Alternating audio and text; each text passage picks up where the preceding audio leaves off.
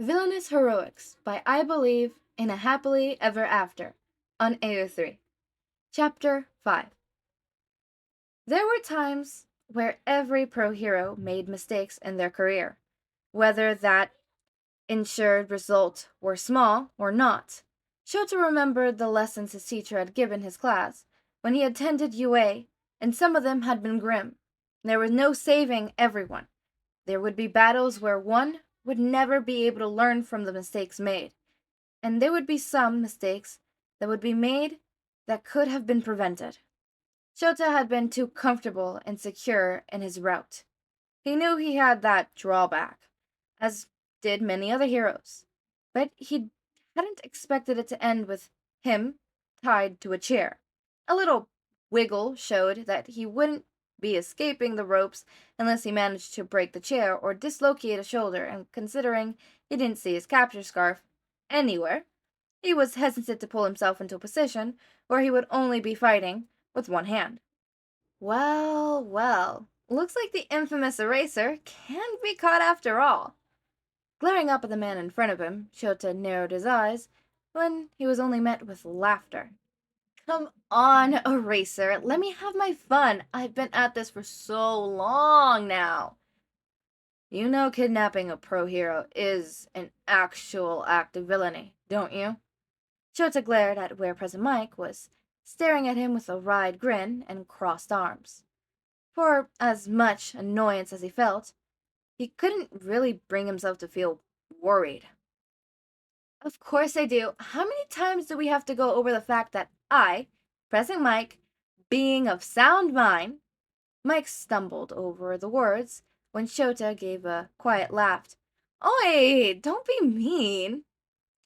All right, you've captured me. Now what? There was a stretch of silence. Shota not surprised when Mike finally broke his gaze. If there was one thing he had learned after all these months, is that Present Mike couldn't harm a soul to save his life. He really was a terrible villain. What? No plan? Well, Mike said, drawing the word out before a sharp grin was back. I could always sing to you, if you want. I don't. Shota glanced around the room they were in, wrinkling his nose at seeing it was a drafty old room that looked to be a part of a closed or confirmed building. That meant he could be anywhere along his usual patrol route, though. Too bad. That was all it took for Mike, a man born without any sense of shame, to begin singing a song in English that had Shota rolling his eyes. Present Mike, it seemed, was fond of anything in English, but he seemed to speak the language well enough.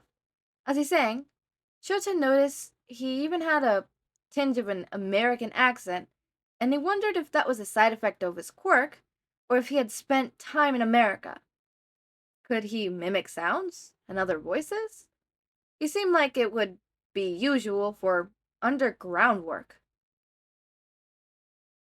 The touch of the hand of his shoulder slightly startled Shota, but not enough for him to show it as Present Mike pranced around him like he was having the time of his life. Shota really shouldn't be surprised. Present Mike's debut involved forcing people to sing karaoke. Maybe if Shota avoided eye contact and did his best to pretend he wasn't there, it would end sooner. He knew enough English to get along, but enough that he couldn't tune it out to a background murmur if he wanted, or needed, in this case. The hand was on his other shoulder this time, and Shota felt how close Mike was. He made sure not to give him the attention he apparently needed to survive. An arm was around his shoulder, a hand on his chest, and Shota kept his head turned and his gaze as far as right as possible. He was starting to regret pulling with his man's behavior when it seemed to have only encouraged him.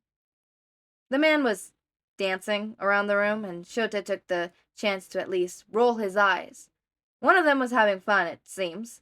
With the distance, though, it did give Shota the chance to notice that Mike wasn't wearing his typical leather jacket or the speaker system around his neck, and was instead in a plain white shirt. Shota wasn't sure if that was a good sign or a bad one. Huh? Listening to the lyrics, this seemed like a very dark song for someone like Present Mike. Shota wasn't worried until a heavy leather boot landed between his legs and pressed against the chair he was in, Mike's arms thrown out over his eyes dramatically. A sudden push, and Shota felt himself fall towards the ground, back first. Glancing at the jarring fall, Shota looked up to see that Mike's boot was still in the same part of the chair, pinning him down. Mike smiled wide and winked as he leaned over and pushed up the glasses to give a wink of his green eyes that were so bright they almost glowed. For a single moment, Shota could only feel shock as he stared back at Mike before the man was pushing off dramatically, dancing around the room as he sang the rest of the song. Shota stayed on the ground, and his shock quickly turned to embarrassed anger, because why the fuck had Present Mike looked, to borrow Nemura's words, fuckable?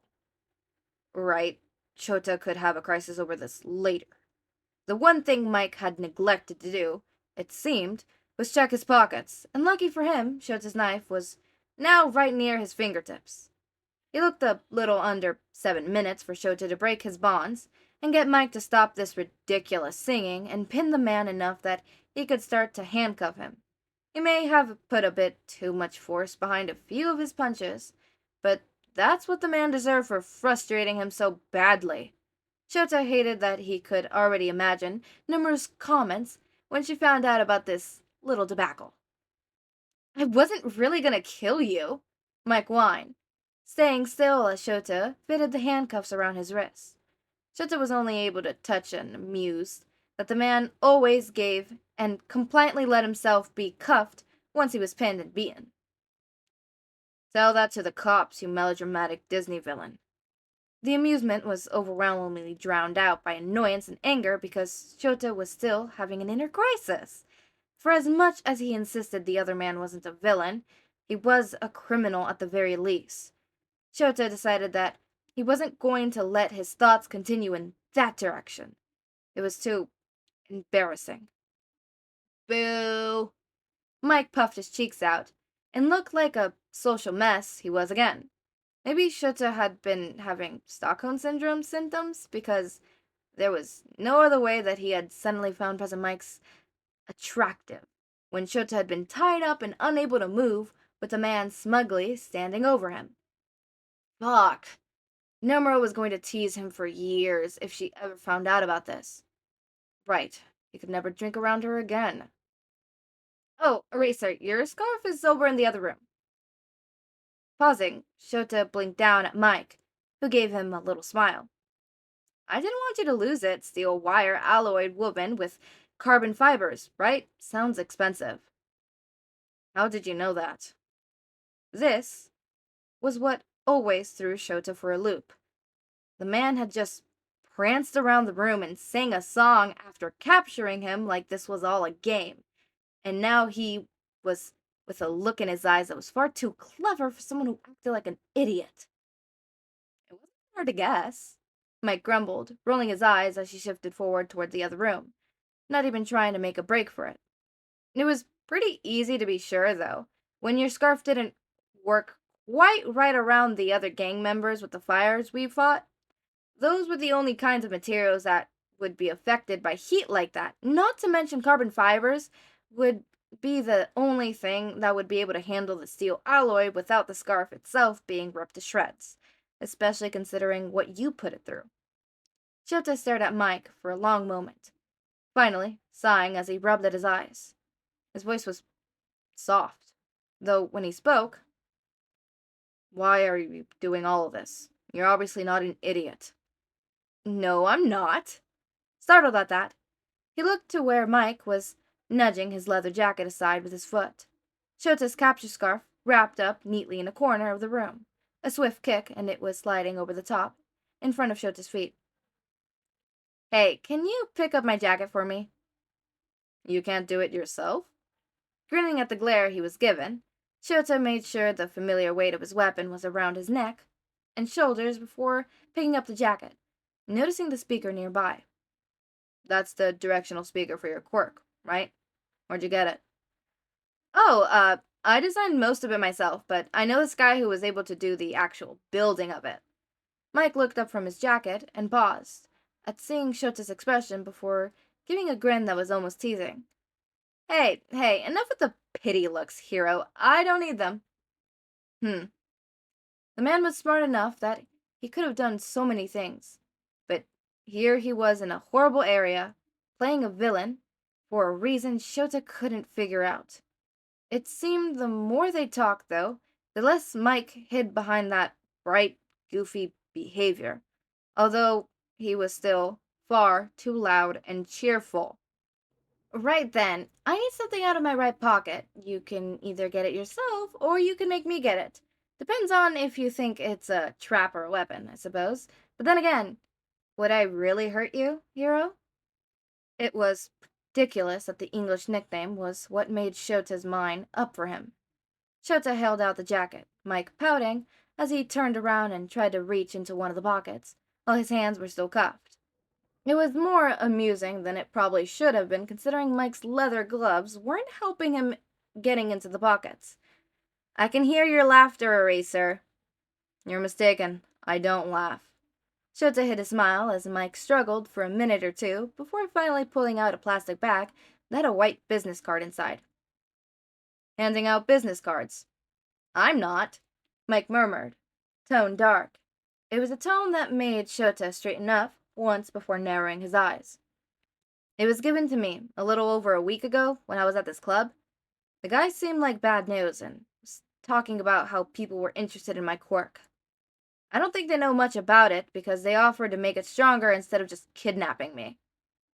The way the words were said, simple and matter of fact, made Shota frown as he thought about Mike's quirk. It was a voice amplifier quirk, which sounded simple enough, but remembering back at the bar, how dangerous did Mike think his quirk was if he fought most of the time without it? How powerful was it if villains already were willing to use it? Shota sighed, looking back at the card. And how'd they offer to make it stronger? The guy called it trigger. The rest of the words cut off with a yelp as Shota slammed Mike against the wall, gripping his chin and forcing the man's mouth open as his heart beated its way out of his chest. When he saw the tongue, pink, not black, Shota almost slumped in relief. Oi, if you wanted a kiss, then all you had to do was ask. Shut up, you idiot. Trigger turns the tongue black. It was one of the most dangerous drugs still out on the street, even though Shota has spent the last few years trying to get rid of it. Shota forced the thought out of his head and glared at him, knowing it was a weak glare when Mike's face softened. His voice quieted when he spoke again. Like I said, the guy felt dangerous. I didn't touch the card, and I didn't take whatever drug he'd attached. I don't know if it's laced with anything, but you might find a fingerprint on there if you check. You're a terrible villain, Shota finally said, letting go of Mike and tugging the covered card away in one of his pouches before bending down to grab the leather jacket and speaker system. Come on, the police are going to want to hear there's Trigger in this area. Not that they care. Mike snorted, tone bitter, as he followed him.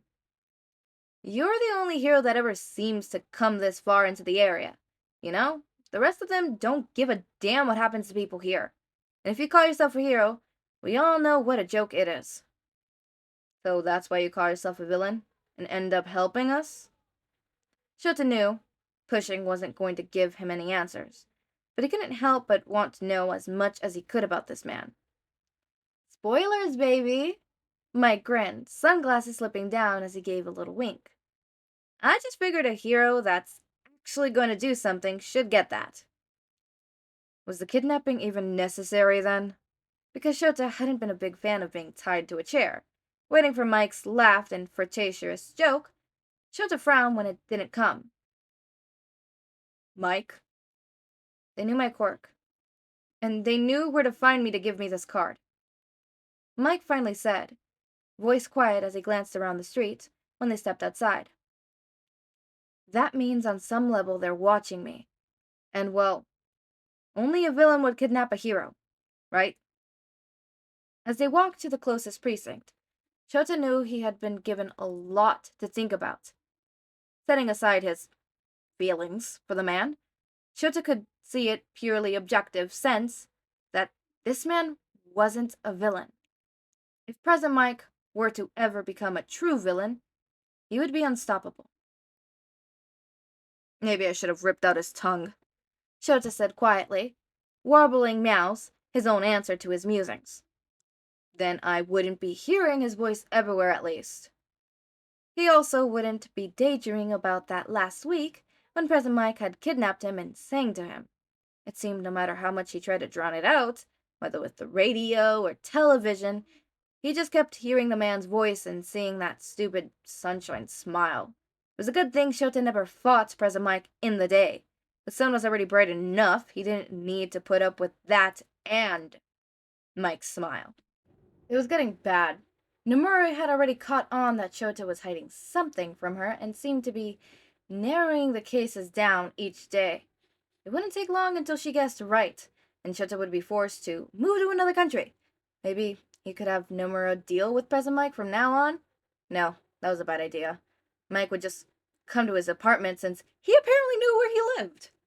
Maybe he should move? That seemed like a lot of effort when he was already settled in a nice little apartment that was close to his agency and close to UA. He'd move if Mike broke in. Maybe. Hearing Mike's voice filter through his thoughts again, Shota groaned and leaned back on the couch, Jelly not bothering to move from where she was on his lap. It took a long few moments to realize that the voice wasn't in his head. Who just released a killer album last month? I'd definitely recommend checking them out. This was Mike's voice. No one else would put that much enthusiasm in words. Scrambling to sit up, Shota stared at the radio that had turned on to fill the silence. It was on a radio station he honestly couldn't remember, but he knew he had listened to it before around this time of night, and yet to hear that voice. Next up, these idiots had something truly horrendous music they were about to play for you. No worry though, listeners, because President Mike is here to set the record straight. Shota was off the couch and halfway to the door when another song started to play. His capture weapon settled around his shoulders. While it was his night off, he was sure the police wouldn't mind working with the hero who had become President Mike's babysitter. It took a while to find someone who was willing to talk to him about just what was going on, of course, but Shota eventually found this wasn't the first time Mike had taken over a radio station. It wasn't even his second or third, according to the police officer he was talking to. And no one's reported this? Shota had his arms crossed, the officer shaking her head with a heavy sigh. No, they haven't, and you know how it works. We don't get reports, then we can't really call for a pro hero to help in. That's because the music he plays is actually decent. An officer from behind the desk was shouting at the woman, Shelley, glaring back at him. Come on, admit it, you agree with me. Shouldn't you be working with Tamaki? I know for a fact you have at least 3 case files still open. Oi, Eraserhead, aren't you? Hearing his hero name, Shota looked over to a set of chairs. 2 scanning dressed women cuffed to them. The one who had spoken looked a bit older, but her grin was as sharp as Nemura's. Present, Mike's? Eraserhead? Given it a moment of thought, Shota finally responded, No. This only made the woman laugh. The younger girl behind him looked between them curiously. What of it? You're looking for him, right? The radio station he's at tonight should be the one down by the bar on Block 10th in this area. And why would you be helping me if you know who President Mike is? He sounds like a friend of yours. Oh, baby, that's why I'm helping. Definitely like Nomura. Want me to pull up the website on your phone? They do live broadcast. No. Shota took his phone out, holding it out to the girl slightly behind her. She can do it, I don't trust you. I can't believe he loves someone so nasty. While the woman complained, the younger girl carefully took his phone, looking hesitant. It's okay, Lucy. He's nasty, but he's a good one. He's a friend of President Mike's. I wouldn't say friend, Shota murmured, noticing that Lucy nodded and relaxed before tapping on his phone. The girl looked too young to be handcuffed to a chair in a police station, while her blonde hair looked dyed. The bright white fur on her rabbit mutation quirk at least looked natural. There was still baby fat on her cheeks, Shota noticed. You know how it is around here, Pro Hero? The woman said quietly, glazing back to Lucy. We have to do what we have to. A second later, and they heard Mike's voice filtering out from Shota's phone. I mean, it wasn't like it was my fault he fell out the window. Sure, okay, I punched him, but to be fair, he was playing such terrible music, listeners. It was definitely Mike. Lucy offered his phone back and Shota took it carefully before thanking her quietly and pocketing the phone, leaving it on before he was set it off. He was starting to wonder just how far Mike was taking this little pretend game of having feelings for him, if even people in the police station knew about it. Taking to the rooftops, Shota listened as Mike continued the show, opening a question and answer segment to inflate his already oversized ego. The first question was someone swearing at him. Mike tamed up with an awkward laugh and quickly taking the next call. What's the name of that one song you played after the last time you talked? The one with the line, "The sun never sets"? Oh, that was Unbreakable. It's number 16 on the charts now, and I have no doubt it'll break over the top 10, at the very least. Huh. Mike seemed to honestly like music, so at least his own persona was a grim mimic? I have a CD of Utara's latest album on my own apartment, and let me tell you, listeners, it's great. Now, let's keep it going with the next question. Hi, so, my partner for this class project is working at the station you're at tonight, and he still hasn't done his half of this report yet. Did you kill him? I really need a good grade in this class. Not to worry, dear listener. Mike sounded like he was having a hard time controlling his laughter, and Shota hated how much he liked the sound. The two Yujo controllers are safely wrapped up in the other room with no harm done. He'll be able to help, no problem. Oh, cool. If you wanted to punch him, though, that's fine, too. He probably deserves it. Great songs tonight, by the way. Better than the usual trash. It went like this the entire time it took Shota to get to the radio station where all of this was going on. Shota kept a portion of his attention on the show so he could listen for any information that might have helped him.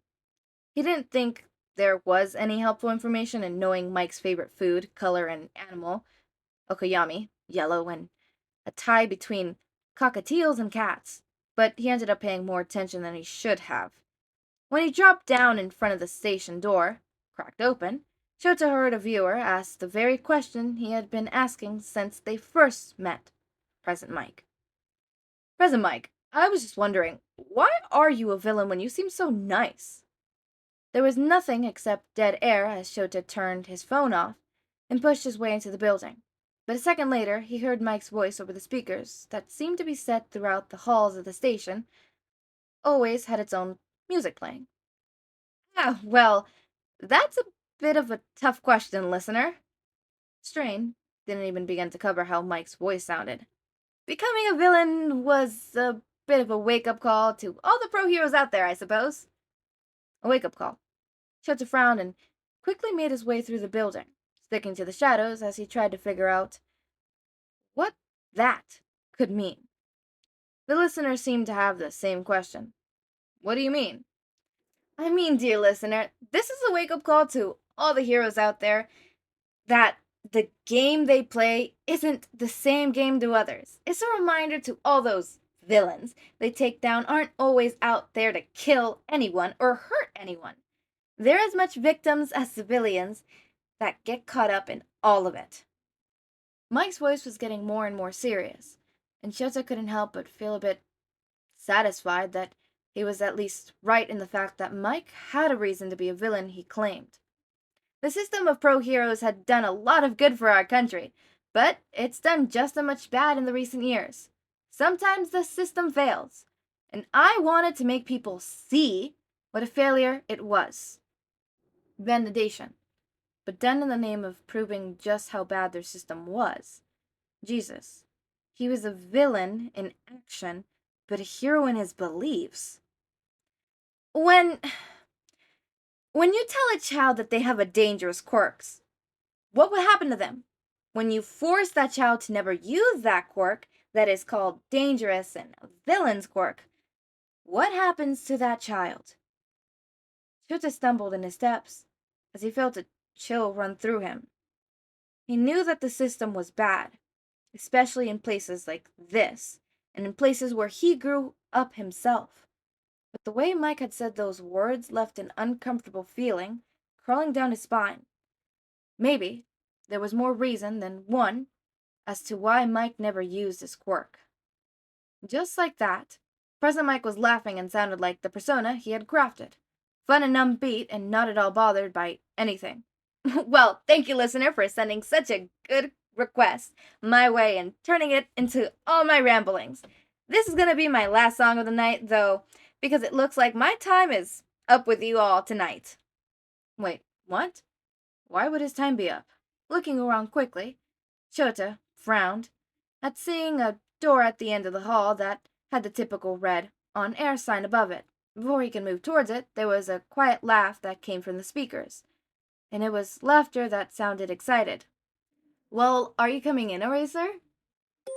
Alright, so we got a lot of, notes here that I want to say, so let's start off first. Aizawa caught feelings. Aizawa caught feelings. He caught the feels. Now, I wonder if this is going to be a character A fell first, but character B fell harder, and if so, what type? Is it going to be the literal meaning of that? Like, character A fell first, but character B fell harder in the sense of they like character A and love character A more than character A loves B, right? Or is it going to be in the sense of character A gradually fell in love while character B, slammed into love, right? Like, I have a feeling it's going to be one of those two, or like a mixture of those two. I know damn well that Shouta is falling hard into love right now. Like, man's is like, one moment just like, wait, hold on a second. Where do all these feelings come from? Where the fuck are they coming? What the fuck? What the fuck? I'm being surrounded, right? Clearly. So, Mike, knowing that they probably are watching him, and that the only way to give this trigger to Eraser is via kidnapping him to pose like, that's what villains do. They kidnap a hero. I feel like that has two different meanings. The first meaning that you would grab it at face value is, hey, I had to kidnap you because that's what a villain would do, and I could give you the quirk thingy, the trigger, secretly without anyone knowing. The second one was, hey, I need to prove to them that I'm a villain, right? So that they don't suspect that I would turn in the trigger, right? Or maybe it's a mixture of both. I don't know. I feel like that has like a double kind of meaning, right? Its purpose isn't just to turn in the trigger. I don't know. The trigger, it's also to, serve as a purpose as, hey, look, I am a villain. Calm down, everybody. I'm a villain. I would never outright, disclose another villain. I'm a villain. Keep me off your radar kind of thing, Because that's a smart thing to do, I love how after that whole interaction, Aizawa has that whole little talk with his cat. Obviously, he isn't talking to his cat, but he's like sitting there and he's thinking, and he kind of talks to his cat, but then he's just sitting and thinking. And it kind of reminded me of like Present Mike's point of view when he did that with his cat, which I love that. That is hilarious. Which, by the way, now that we mentioned that, I wonder if a certain thing is gonna happen that happens in corndog-patrol's their art that they posted on Tumblr, because I went through the rabbit hole of seeing all of the Villainous heroics art and stuff like that, because Villainous heroics, hi. I was so surprised when I found out that Villain heroics was that. I'm like, hold up, wait a second, I didn't know that. Give me a second. You mean to tell me the person that I absolutely love on Tumblr is also this? Okay. Well, it's not made by them, but it's inspired by them, kind of thing. The world is connected. Yeah, Aizawa fell hard. I can't even, man, you're thinking about his voice. You think about his smile. You said his smile is smile. Nah, man's fell hard. Man's fell. Fail. I just love how freaking President Mike hijacks a whole radio station.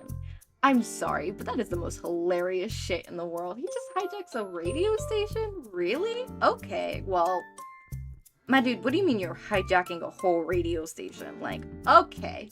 I find that hilarious. I love that, and I want to see more of that. That is hilarious.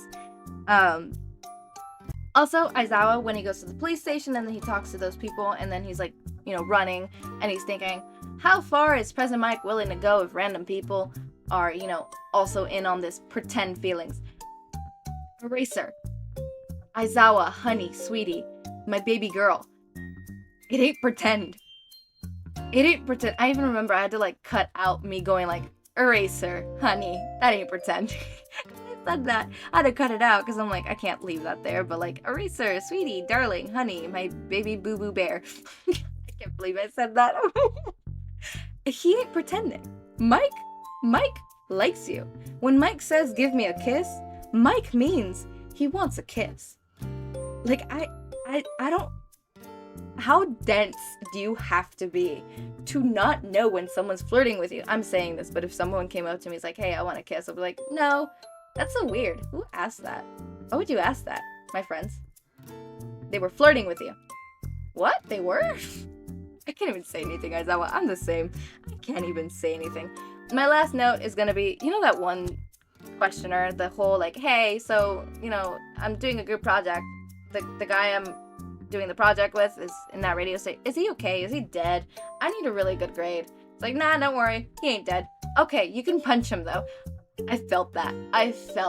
Oh my god. Tell me who else felt that. That was like oh, I feel you. I feel you, girl. I feel you. I don't even know if it's a girl. I made it into a girl because I made it into a girl, but like, I feel you. I feel you. But yeah, as always, my raindrops, make sure to eat, sleep, drink water, take your meds.